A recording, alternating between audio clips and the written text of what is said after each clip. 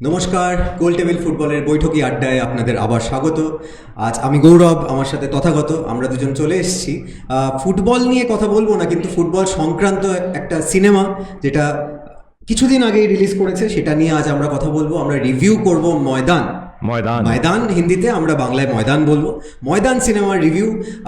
ময়দান সিনেমাটা কেমন হলো, তার ভালো দিক খারাপ দিক সেই নিয়ে একটু কথা বলার চেষ্টা করব। আমরা প্রথমেই বলে নিতে চাই যে আমরা প্রফেশনাল রিভিউয়ার নই। আমরা সিনেমার খুঁটিনাটি নিয়ে অত কথা না বলতে পারি, আমরা কিছুই নই, কিন্তু আমরা ফুটবলের অ্যাঙ্গেল থেকে এটাকে অ্যানালাইজ করার চেষ্টা করব। প্রথমে যদি আমরা মডার্ন সিনেমায় আসি, আমাদের মনে রাখতে হবে যে ভারতীয় সিনেমায় ফুটবল নিয়ে, ফুটবলকে টপিক করে সিনেমা খুবই অভাব। কটা সিনেমা মনে করতে পারছিস? প্রায় নেই বললেই চলে। বাংলা সিনেমায় কিছু আছে। বাংলা সিনেমায় যে সিনেমাটা আছে সেটা কিন্তু আমার প্রচন্ড পছন্দের। বাংলা সিনেমা অনেক সিনেমাই আছে, কিন্তু সব থেকে পছন্দের আমরা সবাই জানি ধন্যিমে। এবং তাছাড়া এখন কিছুদিন আগে 11, তাছাড়া আরো অনেক সিনেমা বাংলায় রিলিজ করেছে, গোলন্দাজ, এবং সেগুলো তো আছেই। অল ইন্ডিয়া সিনেমার ক্ষেত্রে কিছু কিছু সিনেমা আমরা দেখেছি, ঝুন্ড নামে একটা সিনেমা রিসেন্টলি অমিতাভ বচ্চনের, কিন্তু ভারতীয় ফুটবলের ইতিহাস নিয়ে কোনো সিনেমা আমরা সেভাবে দেখতে পাইনি। সেই দিক থেকে দেখতে গেলে এই সিনেমাটা অবশ্যই একটা গুরুত্বপূর্ণ অ্যাডিশন ভারতীয় সিনেমা। এরকম সিনেমা হওয়া খুব দরকার আসলে। মানে ভারতের সিনেমায় তো দেখ, শুধু ফুটবল নয়, তুই বল না কোনো রকম কোনো স্পোর্টিং সিনেমায় সেই অর্থে খুব বেশি তুই এক্সাম্পল দিতে পারবি না, তাই না? একটা চাক দে, একটা 83, একটা মেরি কম, দাঙ্গাল গত 8-10 বছরে তৈরি তাও হয়েছে, কিন্তু তার আগে ঐতিহাসিকভাবে খুব বেশি এরকম সিনেমার এক্সাম্পল আমরা দিতে পারবো না। ময়দান সেই অর্থে একটা গুরুত্বপূর্ণ সিনেমা, একটা ওয়াটারশেড মোমেন্ট বলা যায়। কারণ আমরা পরবর্তীকালে আসবো আলোচনায় যে কেন এটাকে আমরা ওয়াটারশেড মোমেন্ট বলছি। সেই কেনর আলোচনায় যদি আমরা আসি, তাহলে প্রথমেই একটু ছোট্ট করে প্লটটা বলে নিই। এর প্লট ইতিহাস ভিত্তিক প্লট, সকলের জানা, এটা নিয়ে নতুন করে কিছু বলার নেই, স্পয়লারের কোনো জায়গা নেই। রহিম সাহেব, সৈয়দ আহমেদ রহিম, তাকে নিয়ে এই সিনেমা। তাকে অনেকে ভারতীয় ফুটবলের, মডার্ন ফুটবলের, পোস্ট ইন্ডিপেন্ডেন্স ফুটবলের জনকও বলা যেতে পারে। তিনি অত্যন্ত গুরুত্বপূর্ণ। তিনি কিভাবে গোটা 50-এর দশক ধরে এবং 60-এর দশকের শুরুতে, যেখানে 1962-র এশিয়ান গেমসকে কালমিনেশন পয়েন্ট হিসেবে দেখানো হচ্ছে, মূল ফোকাস সিনেমাটার ওটাই, 62-র অলিম্পিক, এবং সেই গোটা জার্নিটা তার 10-12 বছরের ভারতীয় টিমের সাথে যে জার্নি, হায়দ্রাবাদ থেকে ওনার উঠে আসা, হায়দ্রাবাদ বেঙ্গলের একটা সেই সময় টাসেল, এই সমস্ত কিছু নিয়ে একটা ফুটবলের ব্যাকগ্রাউন্ড নিয়ে সিনেমাটা, এটাই প্লট এটা। এবং যেটা মূল ফোকাস করেছে এই সিনেমাটায়, যে golden age of Indian football, মানে আমাদের কাছে খুবই অতীত, আমরা এখন বোধহয় ব্রোঞ্জও নেই, পিতলেজে আছে ইন্ডিয়ান ফুটবলের, টিনেজও হতে পারে, বলা যায় না। তো যাই হোক, golden age of Indian football নিয়ে এই সিনেমাটা। রহিম সাহেব ম্যানেজার, লেজেন্ডারি ম্যানেজার। আমরা ছোটবেলা থেকে, আমি অন্তত ছোটবেলা থেকে যখনই তোর ধর পিকে ব্যানার্জি, অমল দত্ত, এদের ইন্টারভিউ শুনতাম, চুনি গোস্বামী, সবাই কিন্তু রহিম সাহেব বলতে একদম মানে আপ্লুত কণ্ঠে তার সমস্ত যে ভালো দিক, তার মানে ওরা যে ফুটবল খেলাটার সাথে বোঝা যায় যে মানে কতটা যুক্ত ছিলেন তিনি এই সমস্ত, তখন তো এরা তরুণ প্রজন্মের সাথে। নঈমুদ্দিনের যে একদম আসার পরে যে হায়দ্রাবাদ ঘরানার যে ফুটবল, পুরোপুরি তাই। দেখ, সিনেমার দিকে আসতে গেলে প্রথমেই আমার যেটা মনে হয়েছে, যে যেহেতু আমি সিনেমাও একটু আধটু দেখি, এবং স্পোর্টিং সিনেমার যে জিনিসটা প্রচণ্ড দরকার, সেটা হলো, তুই চাকদের কথা বল বা 83 এর কথা বল, যে সিনেমার না কিছু মোমেন্ট দরকার, ঠিক আছে? যখন ধর চাকদের সিনেমা, ধর শাহরুখ খানের সেই ফেমাস 70 মিনিট হয় তোমার পাস, ওই ডায়লগ, বা ধর যখন ফাইনালের আগে ওই যে মানে ইমোশনাল কালমিনেশন, যেখানে ও নিজের মেডেল ঘষছে, বা দাঙ্গাল সিনেমা, একদম লাগান, প্রচুর মোমেন্টস থাকে এই সিনেমাতে, প্রচুর মোমেন্টস আছে, প্রচুর এরকম সিনেমার মধ্যে মোমেন্টস আছে যেটা থিয়েটারে গিয়ে না দেখলে না ঠিক বোঝা যাবে না। তুই একা ঘরে বসে নেটফ্লিক্সে দেখলে বুঝতে পারবি না। থিয়েটারে গোটা থিয়েটার একসাথে উঠে, ইন্ডিয়া টিম জানে যে কি হবে ফাইনালের রেজাল্ট, কিন্তু তবুও তাদের সাথে মানে গায়ে কাঁটা দিয়ে উঠছে, এরকম অনেক মোমেন্টস আছে, একসাথে গোটা হল চিয়ার করছে। এইটা আমার কাছে এই সিনেমার থেকে না সবথেকে বড় প্রাপ্তি। একদমই, এটার সাথে সহমত না হয়ে আমি পারছি না, আমরা দুজন একসাথেই দেখেছি। তার সাথে আরও একটা ভীষণ পজিটিভ পয়েন্ট এই সিনেমা, সেটা হচ্ছে যেভাবে ফুটবল খেলাগুলো দেখানো হয়েছে।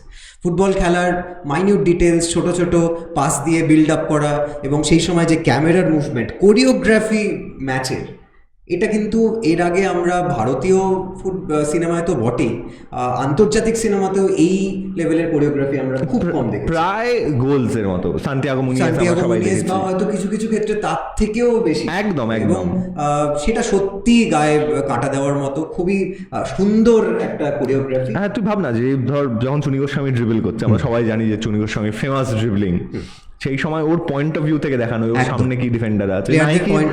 নাইকির একটা অ্যাড ছিল প্রিমিয়ার লিগে, তোর মনে আছে, যেখানে কোনো একটা প্লেয়ার, মানে নাম না জানা একজন প্লেয়ার, সে প্রিমিয়ার লিগে চান্স পেয়েছে এবং সে মাঠে খেলতে নেমেছে, তার পাশে ফ্যাব্রিগাস খেলছে, সামনে থেকে রুনি এসে তাকে ব্লক করে দিয়ে চলে যাচ্ছে, পুরো একদম সেরকম।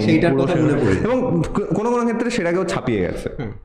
এবং তুই যদি কোরিওগ্রাফিতে দেখিস, আমরা এই রহিম সাহেবের টিমের ট্যাকটিক্স নিয়ে একটু পরে আসবো, কিন্তু ওরা যে খেলা হচ্ছে না সেটা ধর এমন না যে সেইটা, মানে এমন না যে কনটেক্সটের বাইরে, যে ফুটবলটা তখন ভারতীয় টিম খেলছে আসলে একটা ছোট ছোট পাশে, একদম সেরকম। সেটাই, ফুটবলের কোরিওগ্রাফি অত্যন্ত সুন্দর, সেটা প্রথম একটা খুব গুরুত্বপূর্ণ দেখার বিষয়। আরেকটা দিক যেটা আমাকে প্রচন্ড ইমপ্রেস করেছে এই সিনেমাটার, সেটা সিনেমার টেকনিক্যালি, সেটা হলো সিনেমাটোগ্রাফি। কারণ সিনেমাটা যদি আপনারা দেখতে যান তাহলে দেখবেন যে সিনেমাটা বারবার করে ইন্টারচেঞ্জ হয়, একবার কলকাতায়, একবার হায়দ্রাবাদে, একবার জাকার্তায়। হ্যাঁ, তো এই সময় একটা 62 সাল, মানে আজ থেকে প্রায় 50-60 বছর আগে, তো সেই সময়কার যে থিমটাকে তুলে ধরা, সেই সময়কার যে কলকাতার যে এসেন্স বা হায়দ্রাবাদের যে এসেন্স, সেইটা কিন্তু এই সিনেমাটা তুলে ধরতে সিনেমাটোগ্রাফি যে টিম খুব মানে সক্ষম হয়েছে, সাকসেসফুলি করা হয়েছে। এটা আমায় প্রচন্ড ইমপ্রেস করছে। কারণ কি বলতো, তাহলে ইমার্সিভ একটা এক্সপিরিয়েন্স হয়। মানে আমি দেখছি যে 1962 সালের কথা, আর এদিকে এসি বাস ঘুরে বেড়াচ্ছে, এরকম হলে ভালো লাগে না খুব একটা। এটা তো আছেই, তাছাড়াও এত গুরুত্বপূর্ণ একটা হিস্টোরিক, ঐতিহাসিক একটা ঘটনা, ঐতিহাসিক একটা ফুটবলের মুহূর্ত, খেলার মুহূর্ত, ভারতীয় শুধু ফুটবল নয়, ভারতীয় স্পোর্টের ক্ষেত্রে এত ঐতিহাসিক একটা মুহূর্ত, সেটাকে ফিরিয়ে আনা, ইকুইভ্যালেন্সের দিক থেকে ধরতে গেলে 1983 ভারতের যে ক্রিকেট ওয়ার্ল্ড কাপ জয়, একদমই তাই, এই রহিম সাহেবের যে সময়টা, সেটাকে ইকুইভ্যালেন্ট হিসাবেই আমরা ধরতে পারি। 1956, 1960, 1962 এই সময়টাকে কেউ তুলে ধরেনি। এইরকম একটা ঐতিহাসিক মুহূর্তকে, ঐতিহাসিক ঘটনাকে, ঐতিহাসিক সময়কালকে এবং অথেন্টিক রিপ্রেজেন্টেশনের মাধ্যমে তুলে আনা, এটাও আমাদের কুর্নিশ জানাতেই হবে। সিনেমার আরেকটা টেকনিক্যাল অ্যাসপেক্ট যেটা আমায় প্রচন্ড ইমপ্রেস করেছে, সেটা হলো তোর অ্যাক্টিং। হ্যাঁ, অভিনয় আমার, অজয় দেবগান একজন এক্সপিরিয়েন্স অভিনেতা, তার কাছ থেকে আমি ভালো জিনিস এক্সপেক্টই করি। রুদ্রনীল আছে, গাজরাজ রাও আছে। আমাকে সব থেকে বেশি যিনি ইমপ্রেস করেছেন অভিনয়ের দিক থেকে, তিনি হলেন প্রিয়ামানি। কারণ যখন সিনেমাটা শুরু হচ্ছিল তখন আমাদের দুজনে যখন সিনেমা দেখতে গেছিলাম, আমাদের মনে হচ্ছিল এই রে, রহিম সাহেবের একদম সংসারের কুটকাচালি এত কিছু দেখাচ্ছে, এইখানটা বোধহয় দাঁড়াবে না। কিন্তু অ্যাকচুয়ালি তা হলো না। একটা ক্রিটিক্যাল পয়েন্ট, একটা ক্রিটিক্যাল জাংচারে এসে সেখানে প্রিয়ামণির যে ক্যারেক্টারটা, সেটা কিন্তু রহিম সাহেবের কি বলবো, কামব্যাকের একটা ক্যাটালিস্ট হয়ে দাঁড়ালো। সেখানে প্রিয়মণির অভিনয়কে কুর্নিশ জানাতেই হচ্ছে একদমই। এবং এই সমস্ত ক্যারেক্টার, অনেক মাইনর ক্যারেক্টার, ছোট ছোট ক্যারেক্টার, খুব গুরুত্বপূর্ণ ভূমিকা এখানে আমরা দেখতে পাই। এই ক্যারেক্টারগুলো, ক্যারেক্টার আর্ক এস্টাবলিশ করার ক্ষেত্রে আমরা জানি যে ব্যাকগ্রাউন্ড মিউজিক খুব ইম্পর্টেন্ট রোল প্লে করে। এক্ষেত্রে আমি এই সিনেমার ব্যাকগ্রাউন্ড মিউজিক এবং শেষ খেলাটার সময় এআর রহমানের মিউজিক ডিরেকশন, ব্যাকগ্রাউন্ড মিউজিক খুব যে আমার আহামরি লেগেছে আমি বলবো না, গানগুলো সেরকম নয়, এআর রহমান উচিত নয়, কিন্তু এআর রহমান অনেক সময়, A R Rahman grows on you, এটা আমরা জানি। এআর রহমান হয়তো পরবর্তীকালে আমাদের এই গানগুলোই খুব ভালো লাগতে পারে, কিন্তু সিনেমাটা দেখার সময়, শেষ খেলাটার সময়, ফাইনালের সময় যে শেষ 15 মিনিট খেলার সাথে মিউজিকটা মার্চ করে যাচ্ছে এবং যেভাবে একটা ক্লাইম্যাক্টিক পয়েন্ট, একটা ক্রেসেন্ডোতে পৌঁছচ্ছে, সেটা গোটা এক্সপিরিয়েন্সটাকে আরো ইমার্সিভ করছে, আরো প্রচন্ড ভীষণ একটা ভেতরে অন্যরকম অনুভূতি তৈরি করছে। সুতরাং সেক্ষেত্রে ব্যাকগ্রাউন্ড মিউজিক এবং শেষ দিকের যে গানগুলো ব্যবহার হয়েছে, সেগুলো খেলার সাথে খুব ভালো মার্চ করেছে। দারুণ। খেলার সাথে তুই যে শেষ দিকের কথা বলছিলি, শেষ দিকের কথা বলতে কি যেটা আমার মনে হচ্ছে যে আরেকটা জায়গায় যেখানে এই সিনেমাটা প্রচন্ড অন্যান্য সিনেমার থেকে একদম অন্যরকম, সেটা হলো যে জিও পলিটিক্স বা এমনি পলিটিক্স, এই ধরনের কন্ট্রোভার্সিয়াল ইস্যু থেকে এই সিনেমাটা কিন্তু খুব একটা নিজেকে লুকিয়ে নেয়নি, মুখ ফিরিয়ে নেয়নি। তুই যখন বলছিস যে শেষ 15 মিনিটে আমরা যখন দেখছি সিনেমাতে, আমরা সবাই জানি যে সেই সময় ইন্দোনেশিয়াতে একটা পলিটিক্যাল সমস্যা চলছিল ভারতের সাথে। সেই জিও পলিটিক্স ডিটেইলে আমরা যাব না, অন্য কোনো একদিন হয়তো এই নিয়ে আলোচনা করব। কিন্তু সেই সময় অ্যাকচুয়ালি সিনেমাতে যতটা দেখানো হয়েছিল তার থেকে অনেক বেশি ঝামেলা চলছিল। হ্যাঁ, তো সেইগুলো, এই ধরনের ছোট ছোট যে পলিটিক্যাল যে অসুবিধাগুলো, সেইগুলো থেকে সিনেমাটা নিজের মুখ ফিরিয়ে নেয়নি। এই জন্য আমি সিনেমা নির্মাতাদের ধন্যবাদ দিতে চাই। এবং এই মুখ ফিরিয়ে না নেওয়ার আরও একটা নিদর্শন হচ্ছে সেই সময় বাংলা এবং হায়দ্রাবাদের যে ফুটবল কালচার, তার মধ্যে একটা পরিষ্কার একটা টাসেল দেখা যাচ্ছে, পরিষ্কার একটা যুদ্ধ দেখা যাচ্ছে। সেটা ঠান্ডা যুদ্ধ, সেটা এখানে হয়তো একটু একটু অতিরঞ্জন আছে, সেটা নিয়ে আমরা কথা বলবো। কিন্তু সেই টাসেলটা, সেই ডিভাইডটাকে এরা যে দেখায়নি তা নয়, দেখানোর প্রয়োজন ছিল। সেটাকে খুব সুন্দরভাবে একটা মোড়কের মাধ্যমে দেখালে হয়তো একটা ফ্লাওয়ারি রিপ্রেজেন্টেশন হতে পারতো, কিন্তু সেটা করেনি। সুতরাং এটা এক্ষেত্রে নির্মাতাদের কুর্নিশ জানাতেই হবে যে তারা কন্ট্রোভার্সিয়াল টপিক থেকে মুখ ঘুরিয়ে নেয়নি। হ্যাঁ, কিন্তু এই কন্ট্রোভার্সিয়াল টপিক থেকে তুই একদম যেটার এক্সাম্পল তুই দিলি, যে হায়দ্রাবাদ এবং বাংলার যে লবি, ফুটবলিং লবি আমরা যদি বলি, এদের মধ্যে যে সমস্যা আর কি, সেইটা দেখাতে গিয়ে না আমার মনে হয়েছে যে ধর রুদ্রনীলের যে ক্যারেক্টারটা বলে রাখা ভালো, যে একজন প্রবাদ প্রতিম এআইএফএফ এর, তিনি তখন অ্যাডমিনিস্ট্রেটর ছিলেন, পরবর্তীকালে প্রেসিডেন্ট হয়েছেন, বেচু দত্ত রয়। হ্যাঁ, তাকে কেন্দ্র করে সেই চরিত্রটা বানানো রুদ্রনীলের। শুভঙ্কর, তার নাম শুভঙ্কর সেনগুপ্ত বোধহয়, আরেকজন গাজরাজ রাও। হ্যাঁ, গাজরাজ রাও এরকম একটা বিপরীত অ্যান্টি ভিলেন টাইপের একটা ক্যারেক্টার হয়েছে। কিন্তু এই ক্যারেক্টার শোনা যায় যে একজন সাংবাদিক একাধিকও হতে পারে, যিনি রহিম সাহেবের বিরুদ্ধে অনেক লেখালেখি করতেন, কিন্তু সেটা নিয়ে কংক্রিট কিছু জানা যায় না। কিন্তু কথাটা হলো, এই ভিলেন চরিত্র এস্টাবলিশ করতে গিয়ে না, ব্যাপারটা হলো ভিলেনগুলো প্রচন্ড ক্যারিকেচারিস্ট হয়ে গেল। যেটা কোনো ভালো সিনেমায়, ধর যে কোনো, আমরা অ্যাকশন সিনেমার ক্ষেত্রে বলি বিশেষ করে, যে তোমার সিনেমাটা তখনই ভালো হবে যে তোমার ভিলেন যখন হিরোর থেকেও ভালো হবে। আমরা সবসময় ধর ব্যাটম্যান, জোকার, যতক্ষণ জোকার না হলে কিন্তু ব্যাটম্যানকে এত মানুষের মধ্যে এত রিসেপটিভ হতো না, রিসিভ করতো না। একদমই। সেইখানে এই ভিলেন ক্যারেক্টার অনেক বেশি ক্যারেক্টার। সেখানে দাঁড়িয়ে এআইএফএফ এর প্রেসিডেন্ট, একজন বিখ্যাত সাংবাদিক, তারা ভারত হেরে যাচ্ছে সেই সময় আনন্দ পাচ্ছে, এটা মেনে নেওয়া যায় না, এটা হয় না। দেখ, এটা খুব স্বাভাবিক যে কলকাতা ভারতের একসময় ব্রিটিশ ভারতের ক্যাপিটাল ছিল, এবং খেলাধুলা এখান থেকেই শুরু। তোরা পডকাস্ট করছিস, তোরা আরো ভালো করে জানিস, দর্শকরা দেখেছেন যে খেলাধুলা, ফুটবলটা এখানে আমরা আর্লি স্টার্ট পেয়েছি। তো খুব স্বাভাবিকভাবেই যে এখান থেকে ছেলেপুলেরা বেশি খেলবে, বেশি ইন্ডিয়ান টিমে আসবে, এটা খুবই স্বাভাবিক। আবার 40-এ স্বাধীনতার ঠিক পরে এবং ঠিক আগে এই সময় রহিম সাহেবের নেতৃত্বে হায়দ্রাবাদেও ফুটবল খেলার প্রসার ঘটছে। Hyderabad city police rovers cup জিতছে। তো এইখানে এই টাসেলটা ছিল, কিন্তু সেটা দেখানো আমার মনে হলো যে কোথাও গিয়ে একটু মেলোড্রামাটিক হয়ে গেল। এবং এখানে এটাও আমি অ্যাড করতে চাই যে একটা ডিসএগ্রিমেন্ট ছিল, এইটা অস্বীকার করে লাভ নেই, রহিম সাহেব এবং ফেডারেশনের মধ্যে। এবং সেটাকে সিনেমার প্রথম দিকে কিন্তু সুন্দরভাবে অ্যাড্রেসও করা হচ্ছে, যেখানে বলছে যে রহিম সাহেবের উপর সবার রাগ, কারণ উনি ফেডারেশনের কথায় ওঠেন বসেন না। সেই ডিসএগ্রিমেন্টটা কিন্তু খুব সিভিল ডিসএগ্রিমেন্ট, সেটাকে আমরা কখনোই খুব একটা ক্রূরভাবে আমরা দেখতে পারি না, এবং সেই ডিসএগ্রিমেন্ট ছিলও না কখনো। সেই সিভিল ডিসএগ্রিমেন্টটাকে অনেক সাটলভাবে, অনেক একটা পরিমার্জিতভাবে দেখানো দরকার ছিল, কারণ ডকুমেন্টেড ইতিহাস আছে। কারণ রহিম সাহেব নিজে প্রচন্ড একটা ভদ্র মানুষ ছিলেন, প্রচন্ড শিক্ষিত, মার্জিত।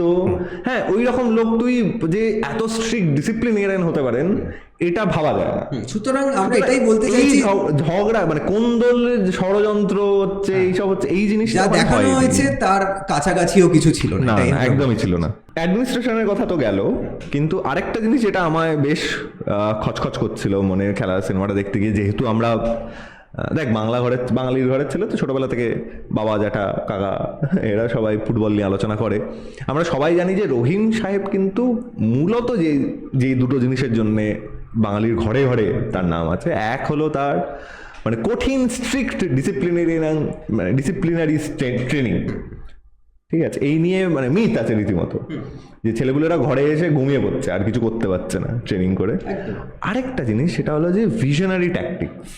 আমরা সেই বিখ্যাত গল্প জানি, যেখানে তার একজন অ্যাসিস্ট্যান্ট পরবর্তীকালে ব্রাজিলে গিয়ে খেলা দেখে তিনি বলছেন যে রহিম সাহেব এখন ব্রাজিল যে ফরম্যাটে খেলছে সেই ফরম্যাটে রহিম সাহেব 50-এর দশকেই খেলিয়েছে একদম, এবং সেটা সত্যি। সত্যি, কারণ আরে বাবা তুই মানে ম্যাচ রিপোর্ট পড়লে তখনকার এটা একদম চোখের সামনে আমরা চাক্ষুষ দেখতে পাবো। কারণ রহিম সাহেব তখন কাদের ফলো করছেন? রহিম সাহেব তখন ফলো করছেন 50-এর দশকের বিখ্যাত সেই হাঙ্গেরি টিমকে, যাদের বলা হচ্ছে ভন্দাবা, মানে ওয়ান্ডার টিম অফ ফুটবল, যারা ইংল্যান্ড, একদম, যেখানে ইংল্যান্ডকে ওরা 6 গোল 7 গোলে বারবার পর্যদস্ত করছে, বারবার করছে। রহিম সাহেবকে এই যে ট্যাকটিক্যাল যে অ্যাকুইমেন্ট, কারণ মনে রাখতে হবে এই ট্যাকটিক্যাল অ্যাকুইমেন্ট না হলে কিন্তু আমরা পরবর্তীকালে আসবো 56, 60 এই দুটো অলিম্পিকে না ভালো ফল করা যায় না।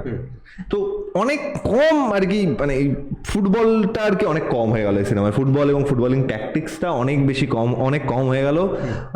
এইখানটা আমায় প্রচন্ড একটু নিরাশ করেছে, যদিও ফুটবলিং কোরিওগ্রাফি খুব ভালো, দারুণ, কিন্তু সেটার হয়তো গোটা সিনেমাটার 25%, এটা আর একটু বেশি হলে আমি আর একটু খুশি হতাম। এটার সাথে সাথে আরো একটা জিনিস আমার মনে হয়েছে একটু কম, সেটা হচ্ছে প্লেয়ারদের উপর ফোকাস। কারণ এই সময় লেজেন্ডারি প্লেয়ার সমস্ত, পিকে ব্যানার্জি, চুনি গোস্বামী, তুলসীদাস বলরাম, থঙ্গরাজ, জার্নেল সিং, আমি কাকে ছেড়ে কার নাম বলবো, এই সমস্ত প্লেয়ারদের একটুখানি ব্যাকগ্রাউন্ড এস্টাবলিশ করা আরেকটু বেশি দরকার ছিল। শুধুমাত্র তুলসীদাস বলরাম, তাও তাকে কিভাবে একটা বস্তিতে খেলতে, একটা ইয়ের মধ্যে, বাজারের মধ্যে খেলতে দেখে রহিম সাহেব তুলে আনছেন, শুধু সেইটুকু দেখিয়েছে।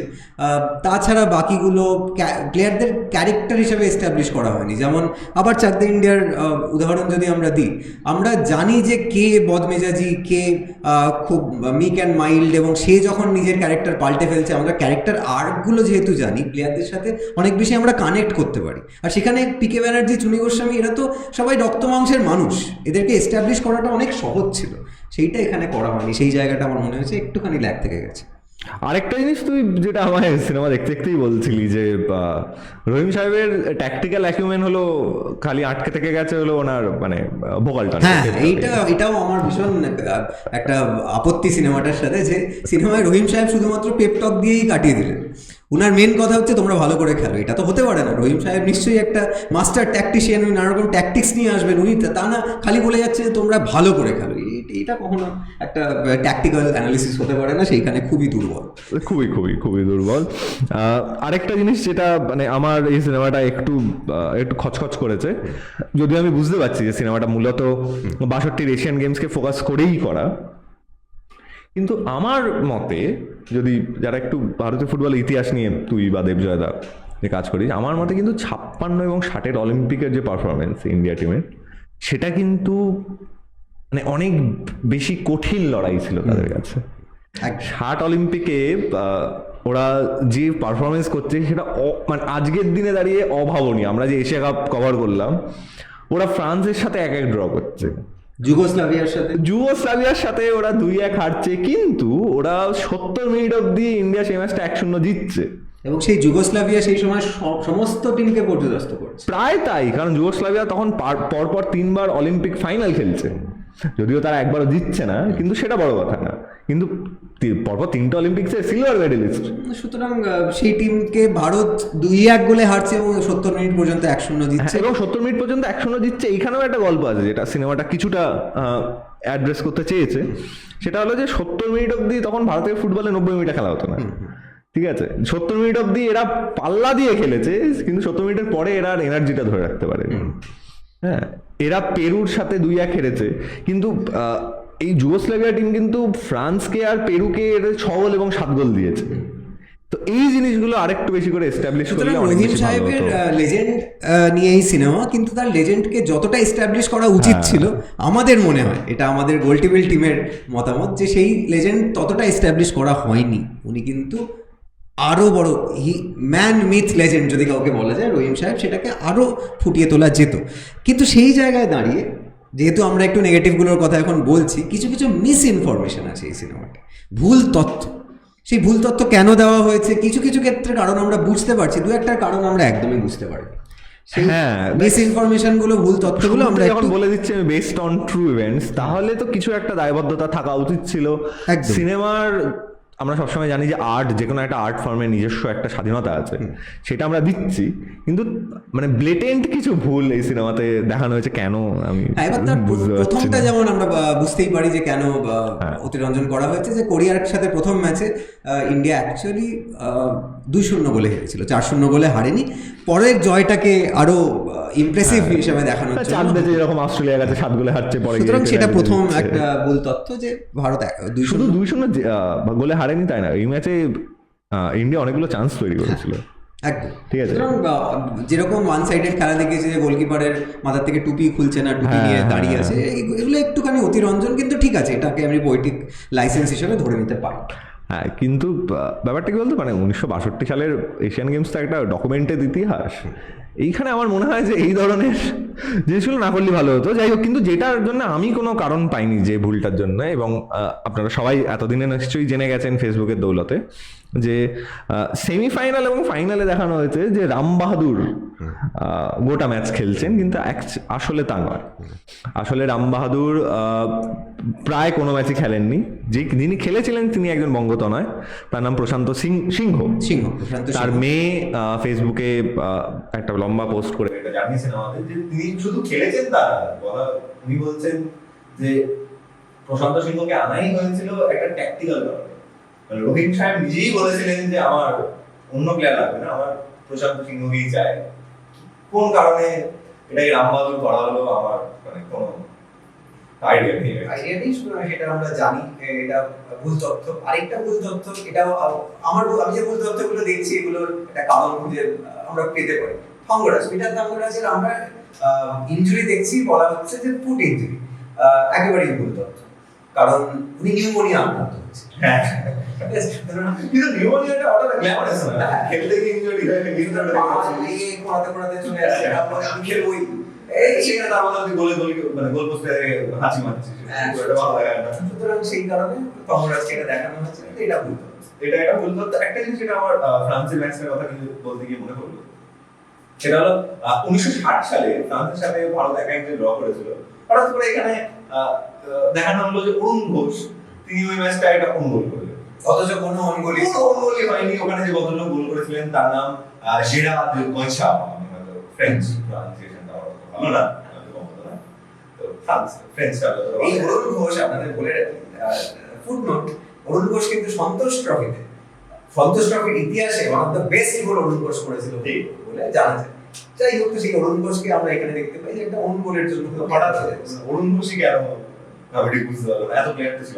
আচ্ছা, আরেকটা খুব ছোট্ট, এই ভুল তথ্যের কোনো কারণ ছিল না, চুনি গোস্বামী আমরা দেখতে পাই যে একটা খেলায় একটা বেঙ্গলের সাথে হায়দ্রাবাদের খেলা দেখে ওকে সিলেক্ট করে রোহিত শর্মা, এবং হায়দ্রাবাদের মানে কোচ তখন নাকি রোহিত শর্মা। হ্যাঁ, এরকম কোনো খেলা এই সময় হয় কোনো রকম কোনো ডকুমেন্টারি পাওয়া যায় না।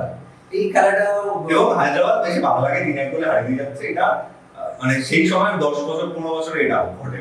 হ্যাঁ, সুতরাং নিজের মনের ভাবনার মাধুরী বিষয়ে দেখিয়ে দিয়েছে।